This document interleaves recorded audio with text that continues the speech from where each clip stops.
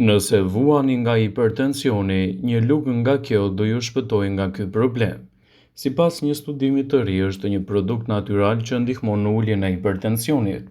Kërkuesi shkencor nga Universiteti i Montauban në Kanada kanë kryer një studim për të përcaktuar ushqimet që lidhen me hipertensionin. Studimi është prezantuar së fundmi në konferencën e Shoqatës Amerikane të Zemrës. Shkencëtarët kanë monitoruar nivelet e larta të tensionit të gjakut dhe problemeve të zemrës. Para se të fillojmë, bëni një like videos dhe ju lutem klikoni subscribe, do të na ndihmonit shumë. Ata i ushqyen personat me lloje të ndryshme të bishtajave si fasule, thjerrzat, bizele dhe qiqërat, për një periudhë të caktuar kohore. Pasi analizuan rezultatet, ata zbuluan se konsumi i bishtajave ndihmoi në përmirësimin më të mirë të qarkullimit të gjakut, sidomos edhe nëse vuanin nga sëmundjet e arterieve periferike, që të kurrnin arteriet në gjymtyr. Ata zbuluan se thjerrzat sidomos ndihmonin në uljen e presionit të lartë të gjakut dhe përmirësonin gjithashtu nivelin e qarkullimit të gjakut. Këto rezultate janë të jashtëzakonshme duke qenë se sigurojnë një mënyrë jo farmakologjike për të trajtuar sëmundjet të lidhura me çrregullimet neurologjike të qarkullimit të gjakut, citoi drejtuesi i studimit Dr. Peter Zakrada. Thjerrzat sigurojnë gjithashtu nivele të mira të fibrave, antioksiduesve, folati dhe magnezit. Të gjitha këto lëndë ushqyese ndihmojnë me sëmundjet e shëndetit të zemrës. Këto veti ndihmojnë në përmirësimin më të mirë të qarkullimit të gjakut dhe oksigjenit dhe lëndëve ushqyese në të gjithë trupin tuaj. Sa më të pasur ta keni dietën tuaj ditore, më shumë përfitime do të keni edhe kundër problemeve të hipertensionit. Është vlerësuar se 1/3 e popullatës së rritur në botë vuan nga hipertensioni ose presioni i lartë i gjakut, i cili është faktori numër 1 i riskut të modifikueshëm të sëmundjeve kardiovaskulare dhe humbjes së jetës në mënyrë të parakohshme. Studimet kanë zbuluar tashmë se konsumi i çajit jeshil ose çajit të zi mund të zvogëlojë presionin e gjakut në një sasi të vogël por të qëndrueshme.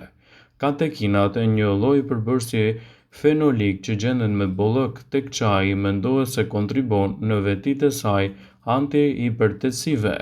Sipas një studimi të fundit të Universitetit të Kalifornisë, Irvine zbuloi se 2 përbërës flavonoide të tipit katekin në çaj mund të ndihmojnë në relaksimin e enëve të gjakut dhe ata aktivizojnë një lloj specifike të proteinave të kanalit jon në murin e enëve të gjakut.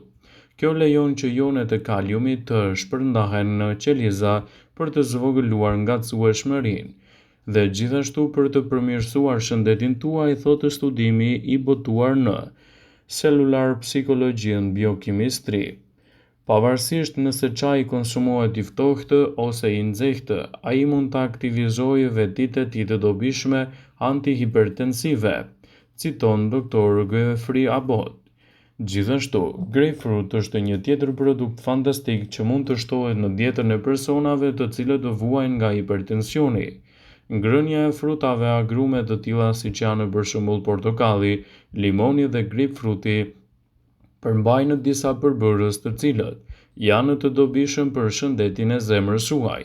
Studimet kanë gjetur se grapefruit ul presionin sistolik të gjakut dhe presionin diastolik të gjakut tek personat të cilët vuajnë nga problemet e hipertensionit. Grapefruit është një burim shumë i mirë i vitaminës C, fibrave të pektinës dhe antioksidantëve.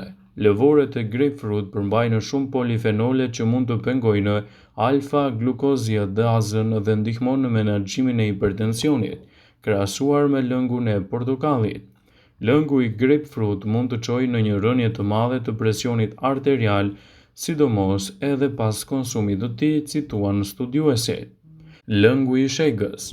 Lëngu i shegës ka veti të mira antioksiduese, antihipertensive dhe antisklerotike. Kërkimet kanë sugjeruar se pirja e lëngut të shegës mund të ndihmojë gjithashtu edhe në parandalimin e rritjes së zhvillimit të presionit të gjakut për shkak të problemeve të ndryshme që mund t'i kanosen shëndetit tuaj. Lëngu i shegës është një produkt fantastik që mund të shtohet vazhdimisht në vaktet tuaja ditore, dhe ndikimi i tij i rëndësishëm mund të përmirësojë shëndetin tuaj të hipertensionit dhe të evitojë gjithashtu rritjen e pakontrolluar të tij në organizëm. Bananet. Kaliumi luan një rol jetësor në menaxhimin e hipertensionit dhe bananet përmbajnë nivele të mira të këtij minerali. Kaliumi ndihmon në zbutjen e tensionit të mureve të enëve të gjakut, duke zvogëluar kështu efektin e natriumit sipas shoqatës amerikane të zemrës. Të rriturit rekomandohet të konsumojnë çdo ditë edhe produkte të tilla të cilat mund t'japin rezultate fantastike në mbrojtjen e shëndetit dhe parandalimin e komplikacioneve të tij.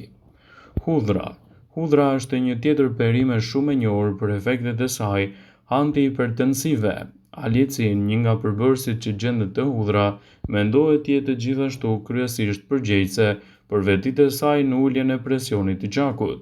Disa studime madje tregojnë se suplementet e hudhrës mund të funksionojnë në mënyrë më intensive edhe në uljen e presionit të gjakut dhe parandalimin e komplikacioneve të tij.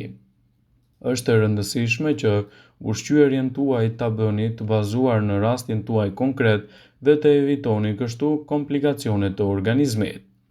Hipertensioni mund të mbahet nën kontroll përmes një diete të mirë ushqyese dhe duke u konsultuar me mjekun tuaj të menaxhoni gjithashtu faktorët e tjerë ndikues në gjendjen tuaj shëndetësore.